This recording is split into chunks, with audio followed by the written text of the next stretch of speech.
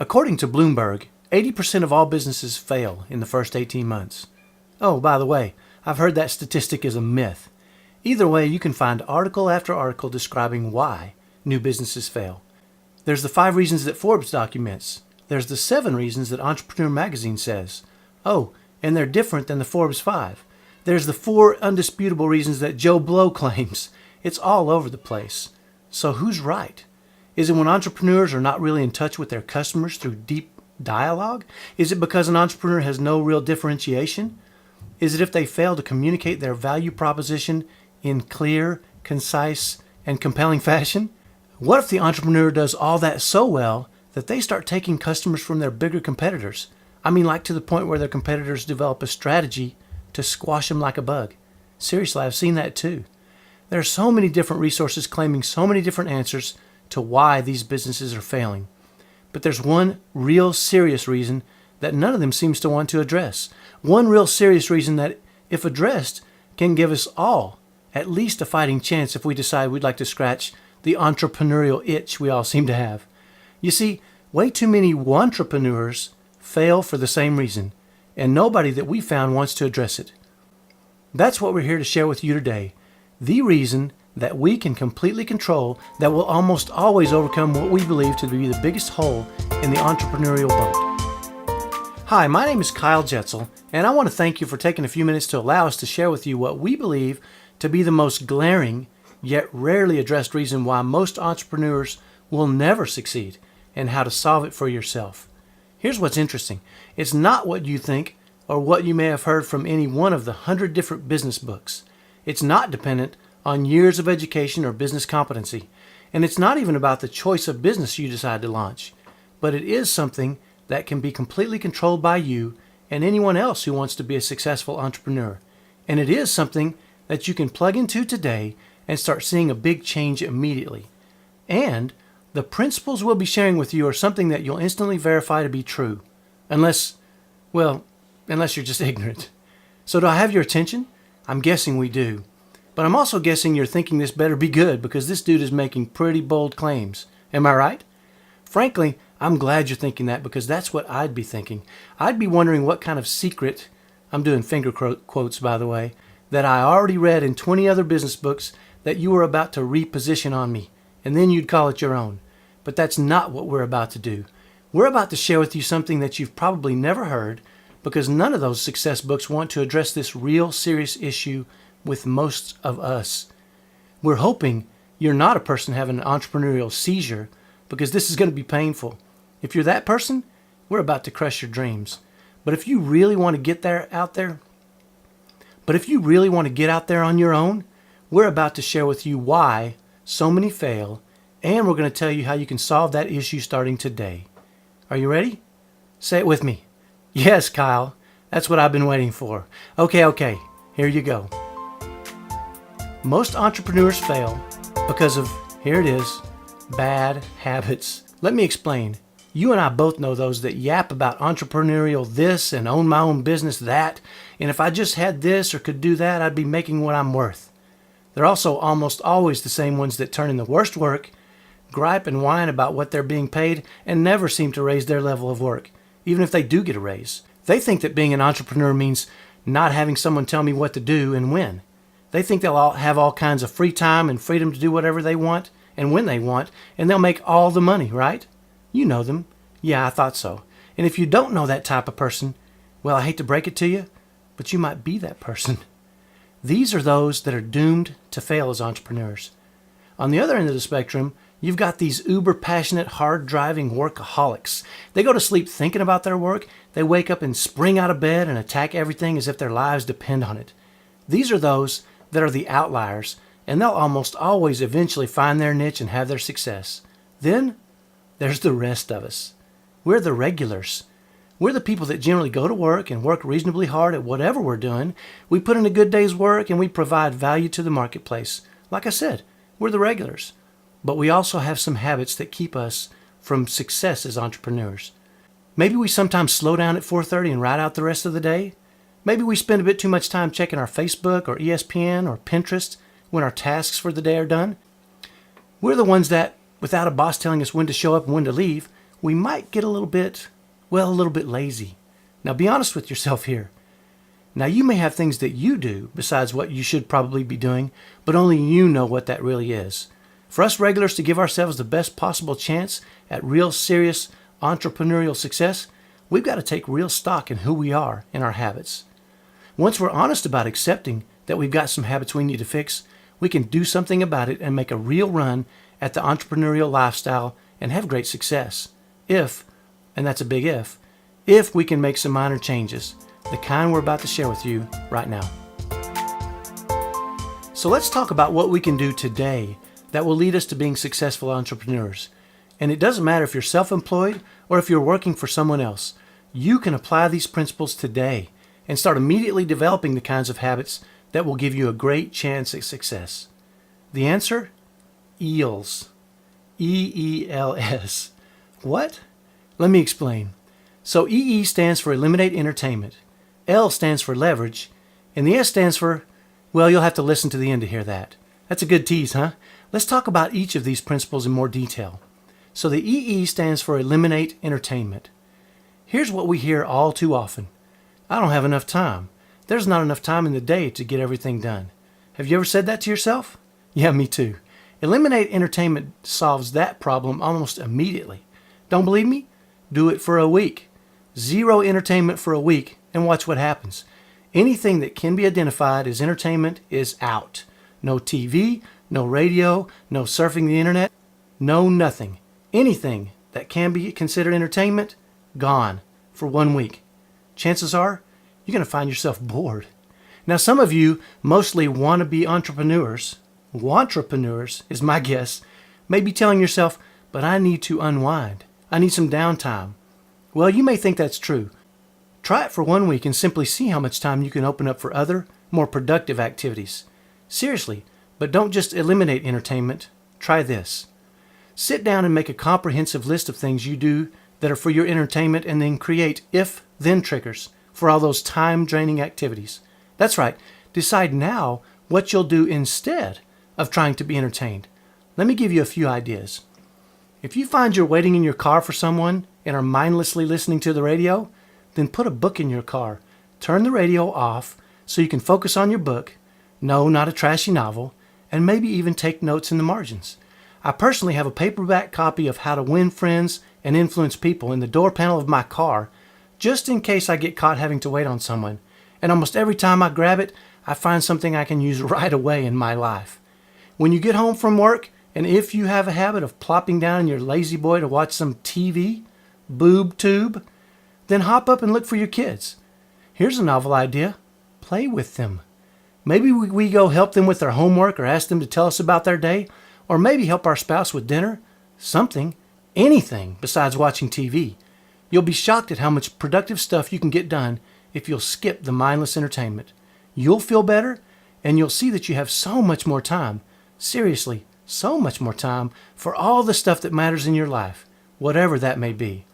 If you have a drive to work and find yourself listening to music on the radio, or political talk, or sports talk, then go buy a book on CD or MP3 and learn while you drive.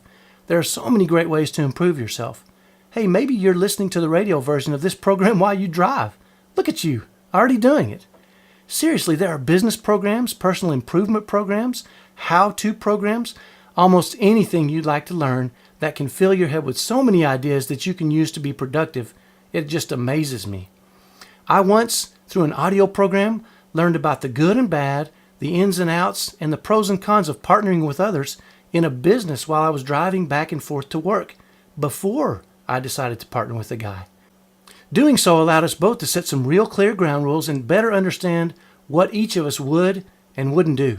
Not to mention, we each required the other to listen to it prior to any negotiations, and in effect, ensuring we were both at least interested enough to go through the work of understanding the concepts on the audio program. I mean, who wants to go into a business with someone who won't even listen to an audio program as preparation, right? Seriously, sit down right now and make a comprehensive list of all the things you do for entertainment. Then, let's say for 1 day only, no entertainment.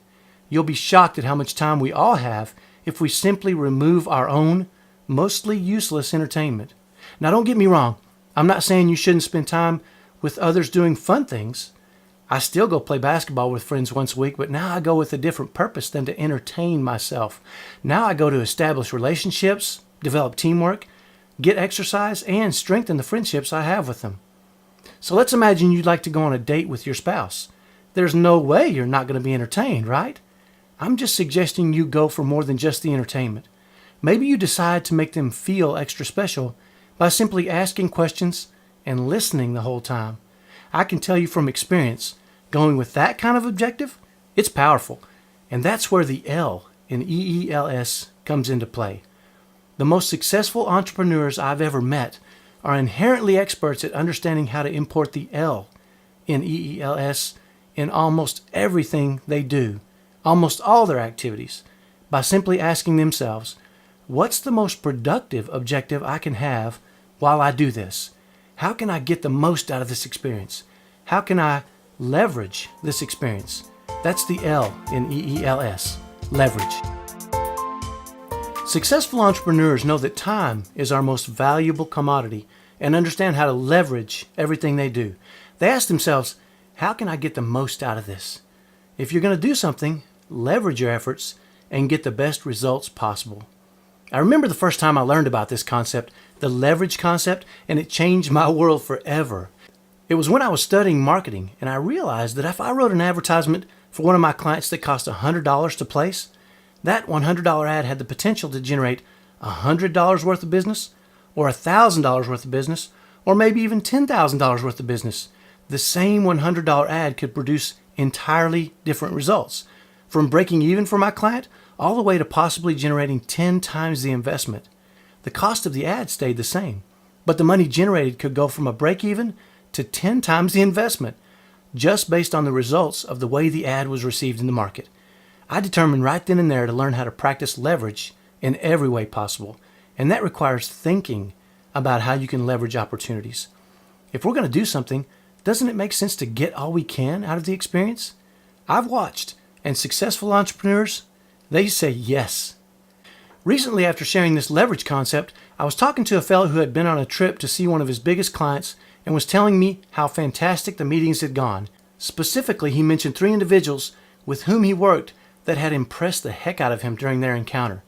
He seemed a bit unnerved when I asked him for specifics and started taking notes about each of those individuals, until the next day when I sent him 3 separate thank you letters addressed to each one. After reading each one, he said, "You nailed it. This is exactly how I feel about each one of these individuals. But is this professional?" My reply was simple. How would you react if you got a letter like this from a person you do business with? Later that day, he sent the letters to each of them in an email, and within an hour received what he suggested were the most heartfelt thank you for saying that replies he'd ever seen. Needless to say, they're now his biggest and very best client. He's now reporting they have generated more business for him than all his advertising in the past 6 months. Oh, and in case you didn't catch my leverage there, he and I have become pretty good friends. He's always sending me business whenever he can. Hey now. Let me give you another quick example. A while back, I was approached by one of the guys in my office who came to me one afternoon and asked me a simple question.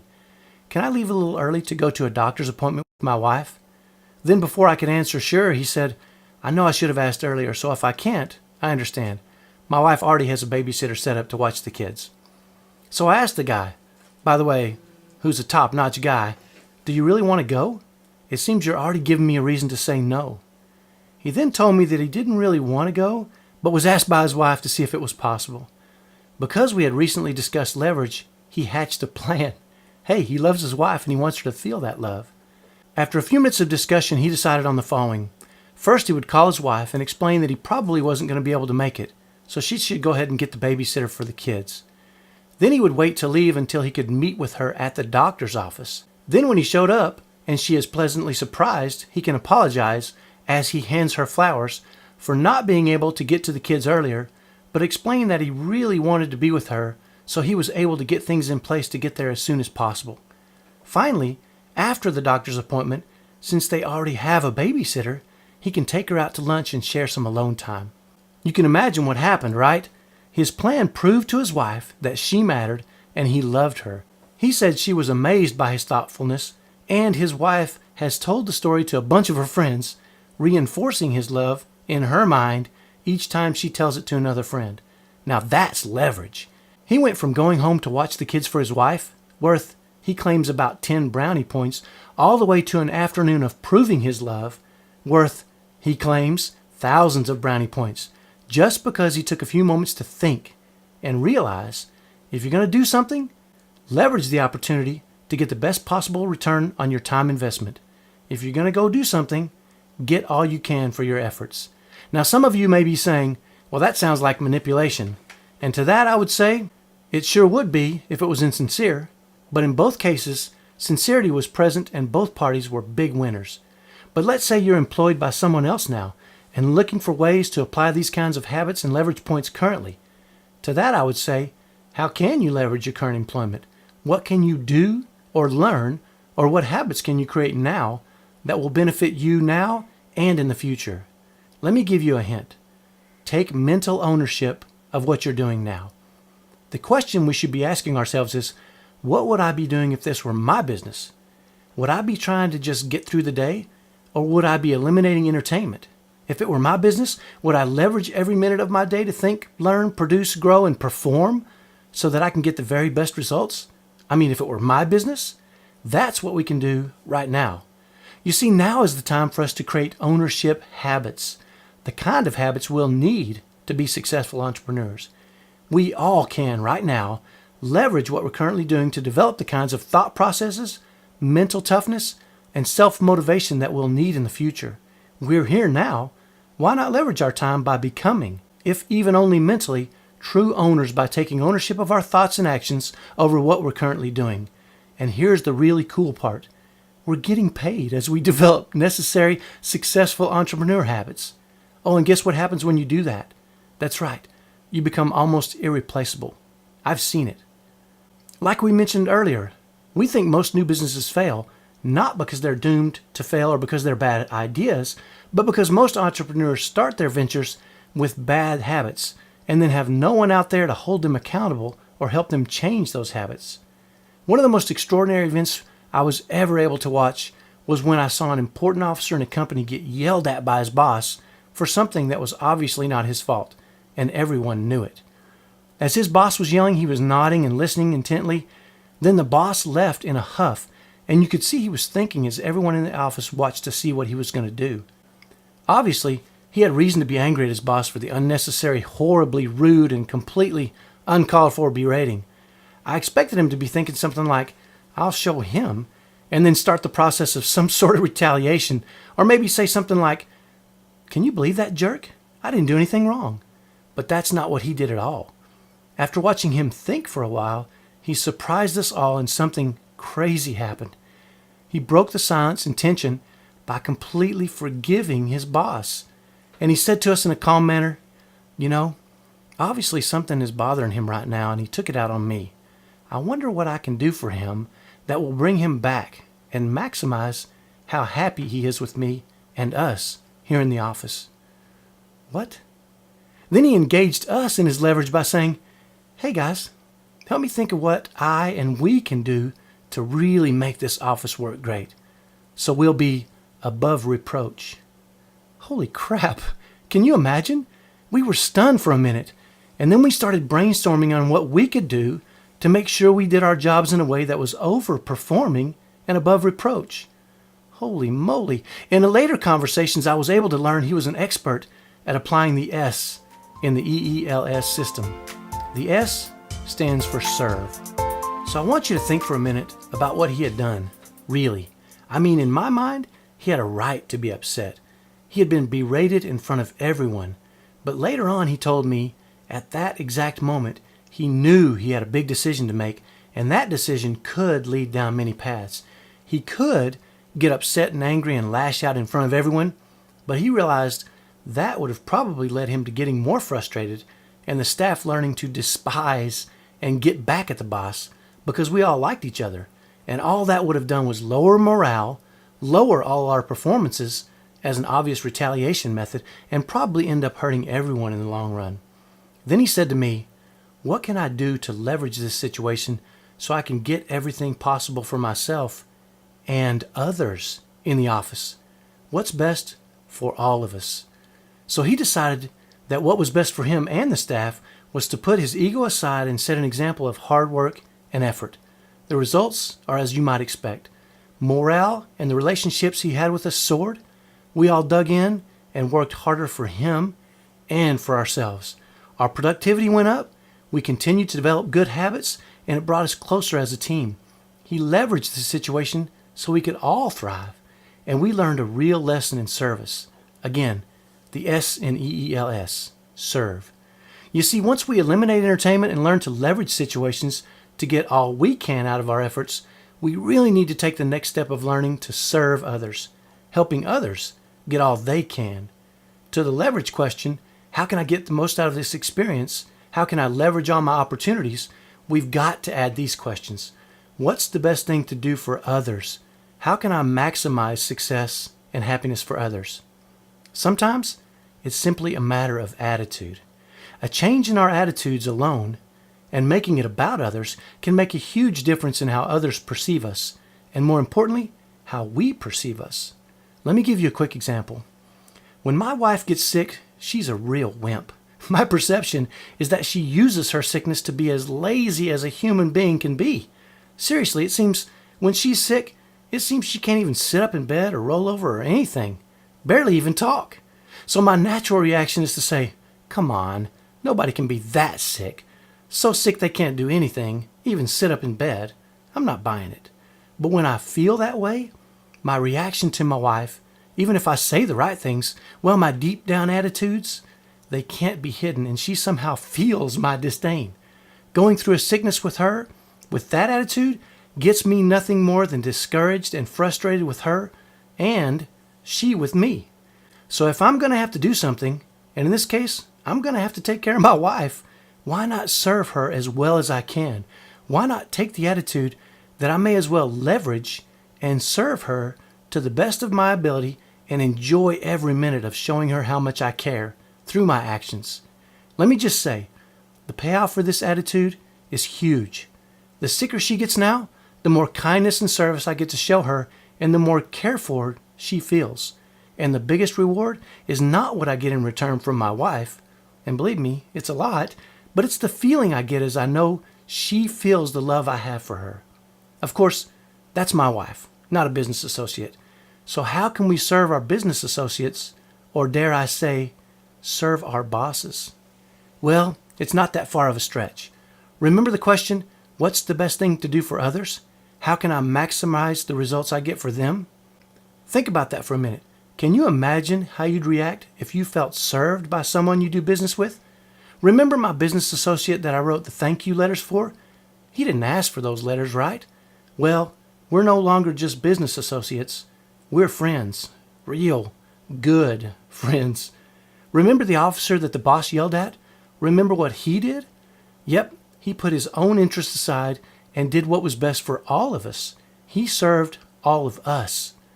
The word serve feels different than doing business with or helping, right? It feels more personal. It feels more like others' best interest is more important than our own. And that's what we want it to feel like. When we can take the focus off ourselves and we get and start leveraging what we can do for others, something magical starts to happen. Our world and mentality starts to change for the better. So think about that. The EELS way of building good habits is foolproof. Challenge me if you want, but it works every time, unless you just decide not to do it. First, as we eliminate so much of that unnecessary entertainment, we will have so much more time on our hands. We'll have the time to decide what we want to do that's more productive. We'll have the time to think through how we can leverage our time and get all we can. We'll have the time to decide whom we'd like to serve and how, and we'll have the time to take action. How exciting is that? Now, I'm not saying we'll ever be those crazy, uber-passionate, hard-driving workaholics that go to sleep thinking about their work, wake up and spring out of bed and attack everything as if their lives depend on it. Those are very unique people. Maybe you will, but I don't think I'll ever be like that. But I have seen what happens when I, a regular guy, probably just like you, when I've applied the EELS habits. But don't take our word for it. Try it for yourself. Eliminate entertainment for 1 week and watch how much time you gain. Then with that time, think about it. How can you leverage your newfound time and serve your passions, whatever your passions may be? Think about what we've just shared today. This is something all of us can do, and we can all start today. Nothing we've shared here is even that difficult. Cool, huh? So as we finish up here, I'd like to mention one last thing and then ask you for a favor. First, I'd like to mention this. There are many reasons why businesses fail. Don't let the reason be your habits. Use the EELS system and get the right habits now. And finally, if and when you apply this information, we want to hear what happens. We want to hear your successes, and we want to know how we can help you. Please let us know how it goes for you. Please let us know if you have any questions, and please email or call us and tell us what you think and how we can specifically help you. We really want to know. You see, all too often, we review information and then say, hey, that's great information, but now what do I do? We're hoping you know exactly what to do today, tomorrow, and the next day in exactness so that you can start seeing results immediately. Let us know what happens. Start today so that your time can be now. This has been Kyle Jetzel for Pitch to Sell.